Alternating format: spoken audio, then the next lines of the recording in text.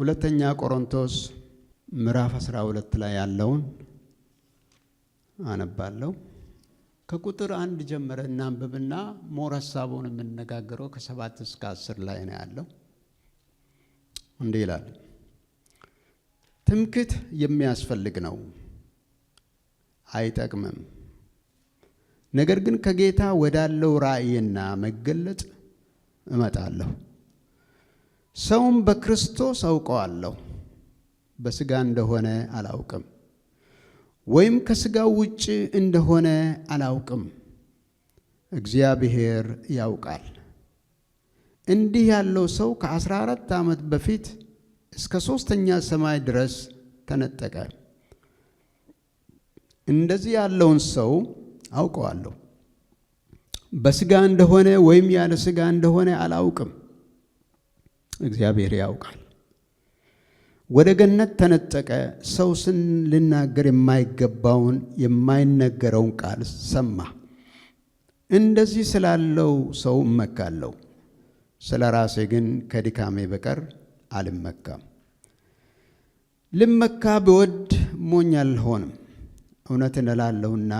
ነገር ግን ማንም ከሚያይ ከኔም ከሚሰማው የሚበልጥ አድርጎ እንዳይቆጥረኝ ትቼዋለሁ። ስለዚህም በመገለጥ ታላቅነት እንዳልታበይ የሥጋዬ መውጊያ እርሱም የሚጎስመኝ የሰይጣን መልእክተኛ ተሰጠኝ። ይኸውም እንዳልታበይ ነው። ስለዚህ ነገር ከእኔ እንድለይ 3 ጊዜ ጌታን ለመንኩ። እርሱም ጸጋዬ ይበቃሃል፣ ኃይሌም በድካም ይፈጸማልና አለኝ። እንግዲህ የክርስቶስ ኃይል ያድርብኝ ዘንድ በብዙ ደስታ በድካሜ ልመካ እወዳለሁ። ስለዚህ ስለ ክርስቶስ በድካም በመንገላታትም በችግርም በስደትም በጭንቀትም ደስ ይለኛል። ስደክም ያን ጊዜ ኃይለኛ ነኝና። አሜን። ካነበብኩት ክፍል ጳውሎስ ራሱ ነው ተናጋሪ። ስለ ሌላ ሰው ዲስክራይብ የሚያደርግ ይመስላል። ስለ ሌላ ሰው የሚናገር ይመስላል። ከ14 ዓመት በፊት ይላል አንድ ሰው አውቃለሁ፣ ወደ ሰማይ ተነጠቀ፣ ወደ ገነት ተነጠቀ። ሰው መናገር የማይገባውን ነገር መስማት የማይገባውን ሰማው ይላል። በሥጋ ይሆን በምን ይሆን አላውቅም። ስለዛ ሰማይ ወደ ተነጠቀ ሰማያዊ ሪልም ውስጥ ስለገባ መንፈሳዊ ዓለም ውስጥ የእግዚአብሔርን ነገር ያየ ሰው ማየት የማይገባውን አየ ብሎ ይናገራል። ይህን ስል ጳውሎስ ስለ ራሱ ነው የምናገረው፣ ግን እኔ ነኝ ብሎ አያቀርብም። ምክንያቱም በእኔነቱ ችግር ስላለው እኔ የምለው ነገር የብዙ ሰው ገዳይ ነው። ከተቀመጠበት የከበረ ኮርቻ ወደ ገደል የጣለው እኔ የምትለው ቃል ነው። እኔ ጳውሎስን ያላለም እዚህ ቦታ ላይ ስለዚህ ሰው አውቃለሁ ይላል። ያየው ነገር የሰማው ነገር እሱን ኤሌቬት አድርጎ መንፈሳዊ ዓለም ውስጥ ቢከትም በሕይወቱ እግዚአብሔር ሊሰራ ስለፈለገ ነው። ሰው ከእግዚአብሔር ነገር ጋር ከተገናኘ በኋላ እንደ ቀድሞ መሆን አይችልም። አሜን ነው። እዚህ ቦታ ላይ የተነካ ሰው እናያለን እና ወዲያውኑ ደግሞ ሌላ ችግር በሕይወቱ ውስጥ ይመለከታል። ከቁጥር 7 እስከ 10 ያልኳችሁ ለዚህ ነበረ። ስለዚህ በመገለጥ ታላቅነት እንዳልታበይ የሥጋዬ መውጊያ እርሱም የሚጎስመኝ የሰይጣን መልእክተኛ ተሰጠኝ። ይኸውም እንዳልታበይ ነው። ስለዚህም ነገር ከእኔ እንድለይ 3 ጊዜ ጌታን ለመንኩ። እርሱም ጸጋዬ ይበቃሃል፣ ኃይሌህ በድካሜ ይፈጸማል አለኝ ይላል። ክብር ለጌታ ይሁን። በደረሰበት ችግር ውስጥ ወደ እግዚአብሔር መጮህ ጀመረ። 3 ጊዜ ኃይለኛ ጸሎት ማለት እኮ እንደኔና እንደናንተ ጸሎት አይመስለኝም። ላይፉ ጸሎት ነው። ጾምም የታከለበት ይመስለኛል። እዚህ ባይጻፍም 3 ጊዜ በሕይወቴ ችግር አጋጥሞኝ ከሰውነት ወጥቼ መንፈሳዊ ሰው ለመሆን ሞከርኩ። አንድ ወቅት ላይ የዛሬ 35 ዓመት 38 ዓመት አካባቢ ማለት ነው። በህይወቴ ድካማ ለምን በእኔ ውስጥ ይሄ ይገኛል አለ። ተፈጥሯዊ ነገር ነው፣ ኃጢአት አይደለም። እኔ ውስጥ ያስቀመጥኩት ነገር የለም፣ ግን ጠላሁት። ስፒሪት መሆን ነው የፈለግኩኝ ማለት ነው። እና 5 ቀን ጾም ጸሎት ወሰድኩ። እኔ እንኳን ተስፋ ጳውሎስ ሳልሆን አንድ ተራ ምእመን ቀንና ሌሊት ጾምኩ ስላችሁ እውነት ነው። ሳልበላ ሳልጠጣ 5 ቀን ሙሉ በጾም ሰውነቴን አደረግኩኝ። ከዚህ በኋላ ይሄ ነገር ከኔ ይለያል ብዬ ስጠብቅ ምግብ ከበላ በኋላ ተመልሶ መጣ ችግሩ። ችግር ሆነ። አያችሁ፣ መንፈስ አይደለም ሰው ነን። ወጣት ልጅ ነበረ። አንድ እንቅስቃሴ አለንም። ሰው መንፈስ ነው የሚሉ ሰዎች፣ ሰው መንፈስ ነው የሚሉ ሰዎች አሉ። መጽሐፍ ቅዱስ ሰው መንፈስ ነው አይደለም። ሰው ነው። እግዚአብሔር ከአፈር ሰውን ፈጠረ ነው የሚለው፣ መንፈስን ፈጠረ አይደለም። ኢየሱስ ክርስቶስ ለሰው ልጅ ነው የሚሞተው እንጂ ለመንፈስ አልሞተም። ሰው እንድድን ነው። ሰው ስጋ አለው፣ ሰው መንፈስ አለው፣ ሰው አካል አለው። 3 አካላቶች አሉ ሰው ውስጥ። ነገር ግን ሰው መንፈስ አይደለም። ከዛ ይሄን ትምህርት ተቀብሎ ልጁ መጣና አባትና እናትን መረበሽ ጀመረ። እኔ መንፈስ ነኝ አላቸው። አረ መንፈስ አይደለም ሰው ነው አሉት። በጭራሽ መንፈስ ነኝ አላቸው። በጠበጣቸው። መጨረሻ ላይ አባቱ ቤታቸውን የሚገዙ አስተዳዳሪ ናቸው። ጀግና የኢትዮጵያ ወንድ፣ ቤቱን የሚያስተዳድር ማለት ነው። እንደ ካናዳ ወንድ አይደለም። ካናዳ እኮ ችግር አለ፣ ስሙን አልጠቅስም። ግን ወንድ የማይሆንበት ሀገር ይመስላል። አንዳንድ ጊዜ ይመስላል። አልኳቸው ነው አላልኩም? ይመስላል። ኤኒዌይ አባቱ ብድግ አሉ፣ ምስታቸውን ጠሩ። ስሚ፣ ከዚህ ሰዓት ጀምሮ ይሄ ልጅ መንፈስ ስለሆነ ምግብ እንዳሰጨው አሉት። ከዛ በኋላ ሴትዮዋ ታዘዙ። ልጁ ክፍል ውስጥ ገባ። ምግብ ከለከሉት። ምግብ ስላቸው ኖ አንተ መንፈስ ስለሆንክ ምግብ አንሰጥም አሉ። 1 ቀን አለፈ፣ 2ኛ ቀን አለፈ። ልጁ በረሃብ አለንጋ እየተገረፈ ነው። በ3ኛ ቀን ሰው ነኝና ምግብ ስጡኝ አላቸው። ምግብ ፈልጋለሁ። ሞታ አጩ ሰው ነን። በኋላ ጸለይኩ። ጸሎቴም አልተሰማም። ስጋዬ በቦታ ነው ያለው። መልስ አላገኘውም። ስለዚህ ከዚህ በኋላ ምን እንደሚሻለኝ በቃ ይሄ ከራሴ ውስጥ ሪሙቭ የማደርገው ነገር ስላልሆነ በቃ ይቀመጣል። ስጋና ደም ተዋህዶ ይኖራል። ጳውሎስ ኃይለኛ ጸሎት ነው የጸለየው። ይሄ የደረሰበት የሆነ ነገር ነው የምለው። የስጋዬ መውጊያ የሰይጣን መልእክተኛ ተሰጠኝ።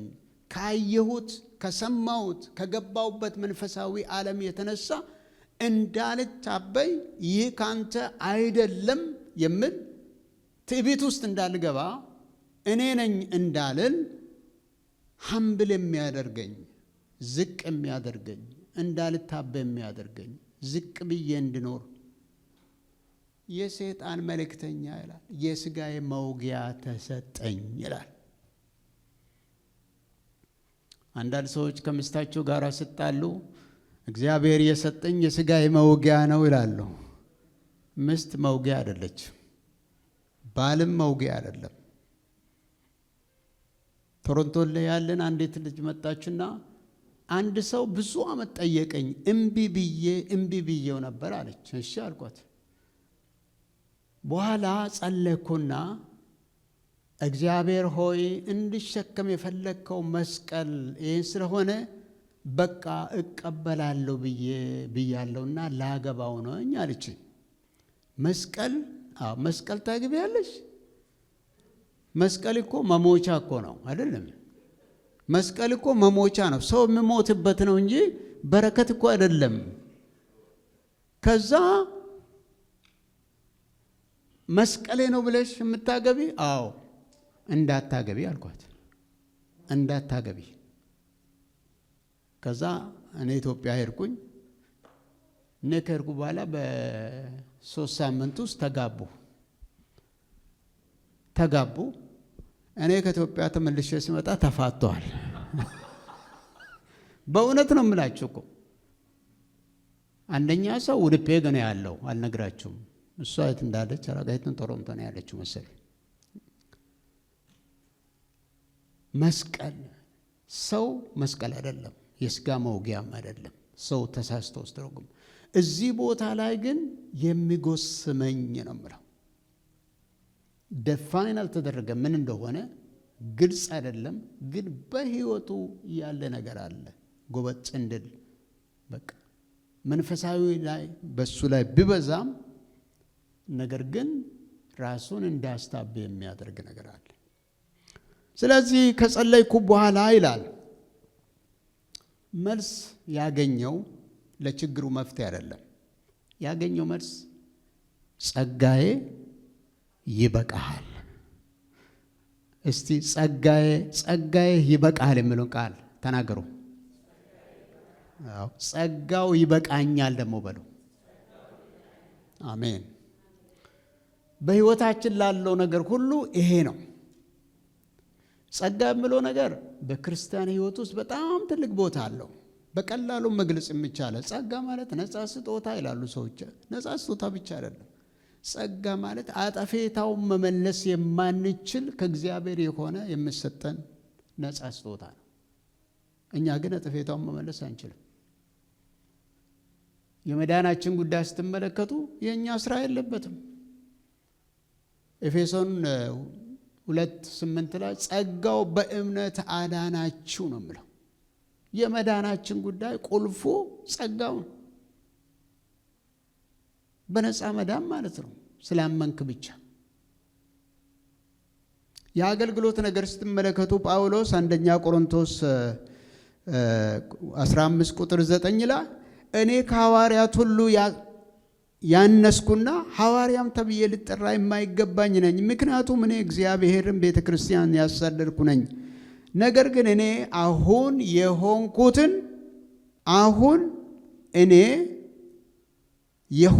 የሆንኩ በእግዚአብሔር ጸጋ ነው። የተሰጠኝ ጸጋ ያለ ፍሬ አልነበረም ይላል። በሕይወቴ የማገለግለው አገልግሎት ከጸጋው የተነሳ ነው። አገልግሎቴ ብላችሁ ታውቃላችሁ ወይ? ደግሞ አገልግሎታችሁ ከማን እንደምሻል አስባችሁ ታውቃላችሁ? ከሰው ጋር ራሳችሁን አወዳድራችሁ ታውቃላችሁ? የእናንተ አይደለም፣ የምታወዳድሩት ነገር የለም። ይበልጣለሁ የምትሉበትም ነገር የለም። እኔ ከእገሌ የበለጠ የዳንኩ ነኝ ማለት ይችላል? አችልም። ጸጋው ለሁሉ አንድ ጊዜ ነው የተገለጠው። እኔ ከሁሉ በልጣለሁ፣ አገልግሎቴ ይበልጣል ትላለህ? ያንተ እኮ አይደለም፣ ጸጋው ነው። ምንም ስራ ድንቅም ይገለጥ፣ ታምራትም ይገለጥ፣ ብዙ ነገርም አድርግ፣ የተከናወነ ነገር በህይወት ይሁን ከጸጋው የተነሳ ብቻ ነው። ለጸጋው ሪኮግኒሽን አክኖሌጅመንት መስጠት በጣም አስፈላጊ ነው። እኔ አይደለሁም ወደ ማለት መድረስ አለብን። ጸጋው ነው የቆምነው፣ በጸጋው ነው።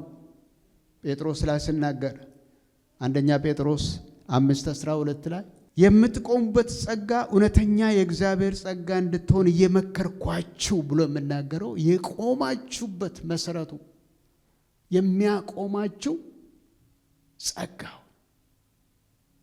ጸጋው። ስለዚህ ክርስቲያን ምንም የምታበይትንበት ነገር የለውም።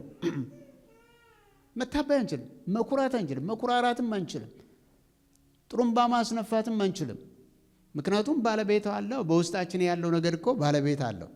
ስፈልግ ከወሰደ እኮ ባዶ እጅን ነው የምትቀረው። ክንፍ የሌለው አሞራ ትሆናለህ። ድሮ እንዲህ ነበረ ይባልለታል። አሁንስ አሁንማ የለው።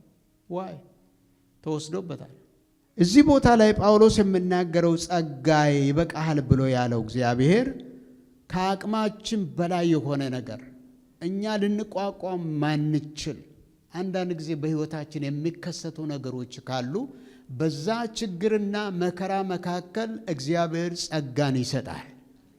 ዮሐንስ 16:33 ላይ በዓለም ሳላችሁ መከራ አለባችሁ፣ ነገር ግን እኔ ዓለሙን አሸንፌአለሁና አይዟችሁ ነበር ያለው ደቀ መዛሙርት። መከራ አለባችሁ፣ ሞትም አለ፣ ውጊያ አለ፣ ጦርነት አለ፣ መታሰር አለ፣ መቀላት አለ፣ መቃጠል አለ፣ መሰንጠቅ አለ። ግልጽ አድርጎ እኮ ነገራቸው ጌታ ኢየሱስ ክርስቶስ። ግን በዛ በሚሆነው ነገር ሁሉ ውስጥ ግን አንድ ኃይል አለ፣ ጸጋ የሚባል ልዩ ጸጋ፣ የሚያስችል ጸጋ። የመጣብህን ነገር እንደ ተራራ ወደ ላይ ሳይሆን ተራራ ወጥቶ ወደ ታች እንደሚያይ ሰው ከሁኔታዎች በላይ የሚያራምድ የእግዚአብሔር ኃይልና ችሎታ በሕይወት ይለቀቃል ማለት ነው። ክብር ለጌታ ይሁን። ማንኛችንም ፈተና ክርስቲያን ስለሆን ከፈተና ማምለጥ አንችልም። ሌት ሚ ቴል ዩ እውነቱን ልንገራችሁ፣ እኔ 53 ዓመት ጌታን ተከትያለሁ፣ 40 ዓመት ደግሞ አገልግያለሁ። በእነዚህ ጊዜያቶች ፈተና አልነበረብህም? ሁልጊዜ በብዙ መልኩ በብዙ አይነት በምወዳቸው ሰዎች ያከበርኳቸው ሰዎች አዋርዶኛል። የወደድኳቸው ሰዎች ጠልተውኛል። ያቀፍኳቸው ሰዎች ገፍትረውኛል። አጥቼ ያውቃለሁ። ካናዳ ውስጥ ሆኜ ነዳጄን የሚጨምርበት መኪናዬን ባዶ ሆኖ 1 ብር አጥቼ ቤት ውዬ ያውቃለሁ። ቱ ሰርፕራይዝ ካናዳን የመሰለ ሀገር ገንዘብ አገኛለሁ ብል እኮ ገንዘብ ማሳደድ እችላለሁ። ቶሮንቶ በነበርኩ ጊዜ እኮ ስኮሻ ባንክ የሚባል ውስጥ ተቀጥሬ ዳታ ሴንተር ውስጥ ሚኒመም ዌጅ 5 ብር ነው፣ ማክሲመም 7 ነበረ። እኔ ግን በ9 ነበር የጀመርኩት።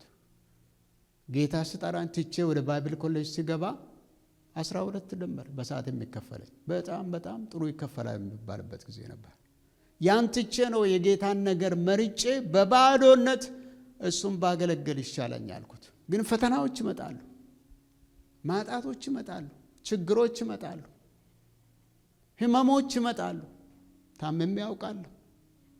እጄን ጭኜ ሰው ጀርመን ሀገር ሄዶ ታክሞ ፈውስ ያጣ ሰው እጄን ጭኜ ጸልየት ኢንስታንትሊ ተፈውሶ ዶክተር አረጋግጦለታል ተፈውሳል። እኔ በተራይ ታምሜ ያለሁ። ለምን?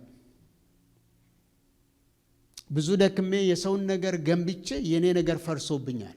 ከብዙ ሰው ህይወት ከብዙ ሰው ትዳር ጋር ብዙ ዋጋ የከፈልኩ ሰው ነኝ። የኔ ግን ፈርሶብኛል። እንደዛ ሆነ ግን መቆም ትችላለህ? ማገልገል ትችላለህ? አዎ፣ ጸጋ ሲበዛ ይቻላል። ክብር ለጌታ ይሁን። ምን ውስጥ ነው ያላችሁ? ምን ውስጥ እያለፋችሁ ነው ለሰው የማትናገሩት? አንዳንድ ነገር እኮ እስከ ሬሳ ሳጥናችን ድረስ ደብቀን በውስጣችን የምንይዘው ነገር እኮ አለ፣ ለማንም የማንናገር።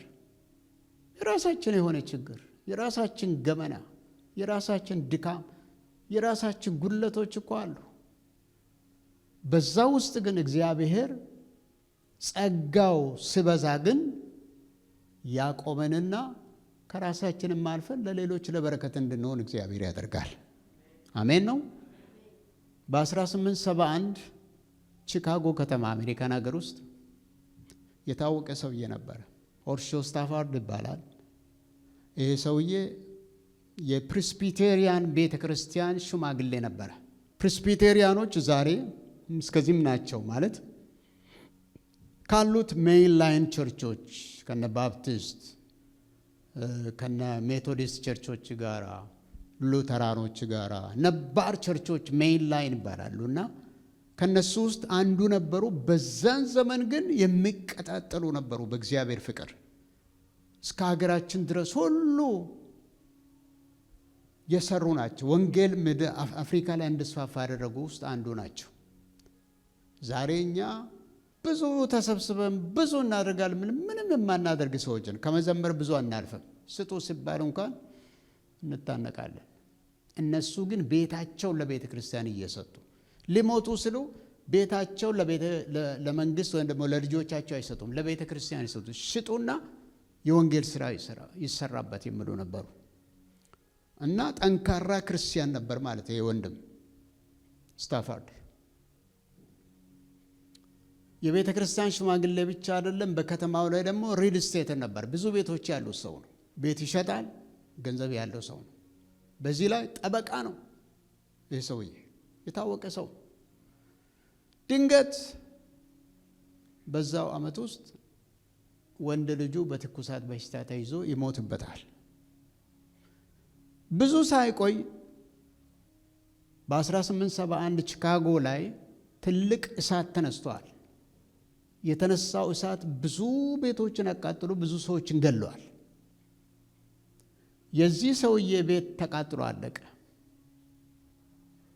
ቤት ውስጥ ሐዘን ገባ። ንብረት ጠፋ፣ ልጅ ሞቷል፣ ነገር እንዳልነበረ ሆኗል። እሺ ምን እናደርግ፣ ወዴት እንድረስ የሚያሰኝ ነገር ነው። ፐዝል ይሆናል ሰው፣ በቃ መጽናናትም ያቅተዋል።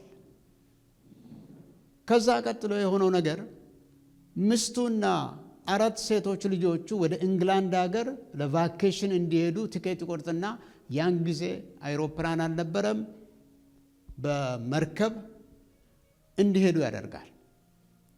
ሲሄዱ አትላንቲክ ላይ መሃል መንገድ ሲደርሱ ኃይለኛ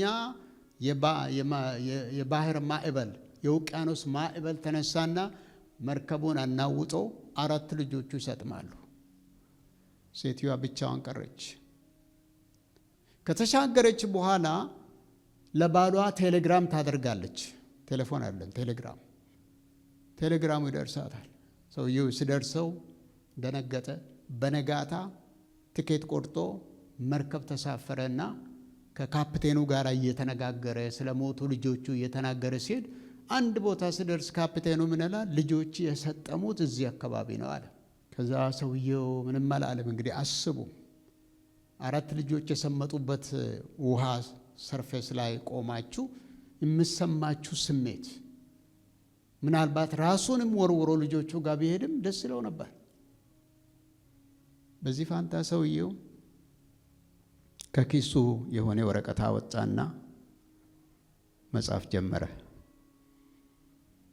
It is well with my soul የምር ፈረንጅ ቸርች ሄዳችሁ ሰምታችሁ ታውቃላችሁ? It is well የሚል መዝሙር አላችሁ። ያለፉት 155 ዓመታት ይሄ መዝሙር ተዘምሯል። ከመከራ የወጣ መዝሙር፣ ከስቃይ የወጣ ከሰቆቃ የወጣ መዝሙር። ቁጥሩን ስጽፍ እንዲህ ይላል: ሰላም እንደ ወንዝ በመንገዴ ሲፈስ፣ ሐዘን እንደ ባህር ማዕበል ሲያናውጠኝ፣ ምንም ብደርስብኝ እንዳውቅ ያስተማርከኝ፣ በነፍሴ ደህና ነኝ፣ ከአንተ ጋር ደህና ነኝ። ምንም ብደርስብኝ፣ የፈለገ ነገር ይምጣ፣ ተራራው ወደ ባህር ይግባ፣ ምድር ትናወጥ። ዳዊት ሲናገር መዝሙር 46 ላይ አምላካችን መጠጊያችንና ኃይላችን ባገኘን በታላቅ መከራም ረዳታችን ነው። ስለዚህ ምድር ብትነዋወጥ ተራሮችም ወደ ባህር ልብ ቢወሰዱ አንፈራም፣ ምክንያቱም እግዚአብሔር ከእኛ ጋር ነውና። ስለዚህ ይህ ሰውዬን ስጽፍ ያ መዝሙሩ እስከ ዛሬ በረከት ሆኖ ነው የሚኖረው። ምንድን ነው የምትሉት? የእናንተ ካራክተር በምታልፉበት ሁኔታ ውስጥ እንዴት ነው የምትሆኑት? ሪአክሽናችሁ እንዴት ነው? የመከራ ጊዜ በህይወታችሁ ሲያልፍ ትናወጣላችሁ ወይ ደግሞ ትቆጣላችሁ? እዚህ ከተማ እንዴት ነበረች? የዛሬ 26 ዓመት አካባቢ ነው እንደመጣው፣ ወደ 28 አካባቢ ልጅ እህቷ በኤፒሌፕሲ ትወድቃለች። ያችኛው ስራ ነው ያለችው። እቺ ልጅ በቤተ ክርስቲያን ውስጥ በጣም ኮከብ በቃ አለች የምትባል አለ። አይን የምጣልባቸው አንዳንድ ኮከቦች አሉ። መጽሐፍ ቅዱስ ሲናገር አንዱ ኮከብ ከዋክብት ከሌላው ከዋክብት በክብር ይለያያል። ሁላችን የተለያየ ጸጋ አለን፣ ግን አንዱ በሌላ ይታወቃል፣ አንዱ በሌላ ይታወቃል። እና እቺ ልጅቷ በጣም በቃ የእምነት ሰው ተብላ ይታወቃለች። ስትመጣ እህቷ ሞቷል። ስልክ ተደወለልን። በሩጫ ስንሄድ ልጅቷ ያቺ እምነት አላት የምንለው ኮከቧ እህታችን እግዚአብሔርን መሳደብ አልቀራትም። የታለ እግዚአብሔር ታዲያ? ብኖር ኖሮ እህቴ እንዴት ትሞታለች? ብኖር ኖሮ የለም እንጂ። እስከዚህ ድረስ ያደርሳል የሚመጣ በሕይወታችን የሚያልፉ ነገሮች። ለዚህ ነው መሰረታችን በእርሱ ላይ መጽናት ያለበት፣ ቃሉ ላይ መተከል ያለብን። ለዚህ ነው ለሰማነው ነገር ሁሉ እልል አንልም፣ አናጨበጭብም። ነገር ግን ቃሉ ለምለን ግን አሜን ነው። ክብር ለጌታ ይሁን። ቅድም ወንድማችን እንዳዘመረም ማለት ነው እሱ ያለው ላለው አሜን ነው። ከእሱ ጋር መስማማት ሕይወት ነው፣ በረከት ነው። ስለዚህ ጸጋዬ ይበቃሃል፣ ኃይሌ በድካም ይፈጸማል ብሎ ካለ በኋላ እንዲህ አለ ጳውሎስ። እንግዲህ አለ፣ እንግዲህ ማለት ከዚህ በኋላ ማለት ነው አይደል? ያለፈው አለፈ። ከዚህ በኋላ እኔም እናንተም የቀረን ከዚህ በኋላ ያለው ነው። ከዚህ በፊት የነበረው አልፏል። በቃ ምንም ማድረግ አትችሉም። መለወጥም መቀየርም አትችሉም። ምንም ብትጸጸቱ ካለፈው ትማራላችሁ እንጂ የሆነውን ነገር መመለስ አትችሉም። ትላንትና ብትወርቅ ትጸጸታለህ፣ ትማራለህ። ከዛ ላይ ስለ ትላንትናው ግን ምንም ማድረግ አትችልም። የቀረ ለአንተና ለአንቺ ከእንግዲህ ነው። ከዚህ በኋላ ባለው ከዚህ በር ስንወጣ በእርሱ ላይ መተከል ያለብን። ከእንግዲህ አለ የክርስቶስ ኃይል ያድርብኝ ዘንድ በብዙ ደስታ በድካሜ ልመካ እወዳለሁ። ስለዚህ ስለ ክርስቶስ በድካም በመንገላታትም በችግርም በስደትም በጭንቀትም ደስ ይለኛል። ስደክም ያን ጊዜ ኃይለኛ ነኝ። ሃሌሉያ! ክብር ለጌታ ይሁን። በድካማችን ውስጥ ክብሩ ይገለጣል። በመከራችን ውስጥ ክብሩ ይገለጣል። የእግዚአብሔርን ነገር ምናየው አስቸጋሪ በሆነ ሁኔታ ውስጥ ነው። አንዳንዶች ሲናገሩ ሲጨላልም ከዋክብቶች ጎላ ብሎ ይታያሉ ይባላል። ሲጨልም ነው ከዋክብትን የምናየው። ገጠር ስትሄዱ ብዙ ከዋክብት አላችሁ። ለምን? ስለሚጨልም። እዚህ ከተማ ስትኖሩ ከዋክብቶችን አታዩ። ከተማው ብርሃን ነው፣ ሰማዩም ብርሃን። መከራ ችግሮች ሲደርሱ የእግዚአብሔርን ክብር፣ የእግዚአብሔርን ሕልውና፣ የእግዚአብሔርን ማዳን የምናይበት ቦታ ይሆናል። እዚህ ነው ጸጋዬ ይበቃል። ይበቃል የምለው ነገር ደስ ይላችሁ? ደስ ይላል በጣም። በቂ ነገር ስኖራችሁ ደስ አይልም? አካውንታችሁ ውስጥ ገንዘብ ከፍ ስትል ደስ አይላችሁ? ትንሽ ሞላ ስትል በቂ ያል ነገር አለቻ። በቂ ነገር ሰው ጋብዛችሁ ይበቃ ይሆን ብላችሁ ተጨንቃችሁ አታውቁም? ሴቶች በተለይ። ምክንያቱም ጭንቀቱ ይበቃል ወይ ይሄ ነገር ሰው በልቶ ከጠገበ በኋላ ነው እሰይ የምንለው የምትሉት። በተለይ ወንዶች እንኳን ግደለን። 2003 ወደ ኖርዌይ ሀገር ሄጄ ነበርና ያረፍኩበት ቤት ጓደኛ እንዲህ አለ፣ የኖርዌይ ሀገር አለ ስራ ባይኖር ለሚቀጥለው 20 ዓመታቶች ስራ ባይኖር መንግስት ለኖርዌይ ዜጎች በሙሉ በቂ ገንዘብ አለው አለ። ዋው እንዴት ደስ ይላል! የኖርዌይ ገንዘብ አንድ ቀን ያልቃል። ሰው ከስራ ማባረር ይሁን ወይ ደግሞ የፈለጋችሁ ቅጠል ብሉ ልልም ይችላል፣ የሚበላ ነገር ጠፍቶ። የእግዚአብሔር ነገር ግን አያልቅም። በቂ ያለበት ሀገር ውስጥ አለን ብንል አንድ ቀን አውት ኦፍ ሪሶርስ ይሆንና እኛ ስለ ራሳችንም አናውቅም። ወደ ሀገራችሁም ተመለሱ ልንባልም እንችላለን እኮ አንድ ቀን። ወይ ደግሞ ፈለጋችሁ ሀገር ሄዱ ልንባል እንችላለን። አያደርስብን እንጂ ጌታ። የሰው ነገር ያልቃል፣ እግዚአብሔር ግን በቂ ነገር አለው። ቃና ገሊላ ላይ ሰርግ ድግስ ተደረገ፣ ሰው ተጠራ። መሀል መንገድ ላይ የሚበላ የሚጠጣ ነገር ጠፋ። ያሳፍራል። ወደ ኢየሱስ መጡና የሚበላ ነገር የላ የሚጠጣ ነገር የላቸውም ስለ ያው እንደምታውቁት ነው። ኦርቶዶክሶች መማለጃ ማርያም ታማልዳለች የሚለው ቴዎሎጂ እዛ ላይ ነው የመሰረቱት። ያ ሰርግ ባይኖር ጥሩ ነበረ። ለማንኛውም ግን ጋኑን በውሃ ሙሉት አላቸው። ጋኑን በውሃ ሞሉት። ውሃው ወይን ጠጅ ሆነ። ከወይን ጠጅም ከድሮ የሚበልጥ እጅግ ጣፋጭ የሆነ ወይን ጠጅ ሲሆን ማለቂያ አልነበረው። ሰው ያጠመቀው ያልቃል፣ የእግዚአብሔር ግን አያልቅም። ጸጋዬ ይበቃል።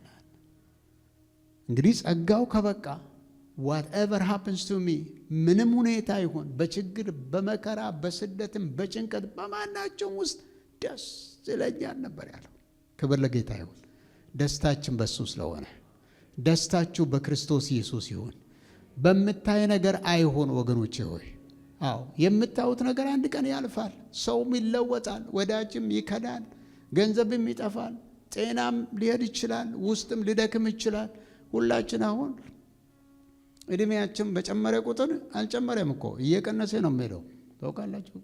እግዚአብሔር ይህችን ቀን በሕይወታችን ላይ ስለጨመርክልን እናመሰግናለን የምንለው እኮ ያስቀመጥክልን ቀን አለ። እቺ ቀን ደርሰን ስለኖርንበት እናመሰግናለን ነው እንጂ ሳይንሱ በኖርክ ቁጥር እድሜህ እያለቀ ነው የሚለው። የሚጨምር ነገር የለም፣ የሚቀንስ ነገር ነው ያለው። ጉልበትም የሚቀጥለው ዓመት ዛሬ ያለበት ቦታ አለ። አጣውም እንደ ቀደም ሲወጣ እኮ እየተንገዳገርኩ ነው የወጣው ነው እርጅና ወጣ። እኔ እንኳን አላረጅም፣ ስቀልድ አላረጅም፣ ጉልበታም ነኝ። ክብር ለጌታ ይሁን። ሃሌሉያ። እግዚአብሔር ይባርካችሁ፣ ጸጋው ይብዛላችሁ። በምታልፉበት ነገር ሁሉ ውስጥ የሚያሰኛችሁ የምታዝኑበት፣ የምትቃትቱበት፣ ግራ የሚያጋባችሁ እንዴት አድርጌ ዘልቃለሁ የምትሉት እግዚአብሔር መልስ አለው፣ ያሻግራችኋል፣ ጸጋውንም ያብዛላችኋል። ክብር ለጌታ ይሁን።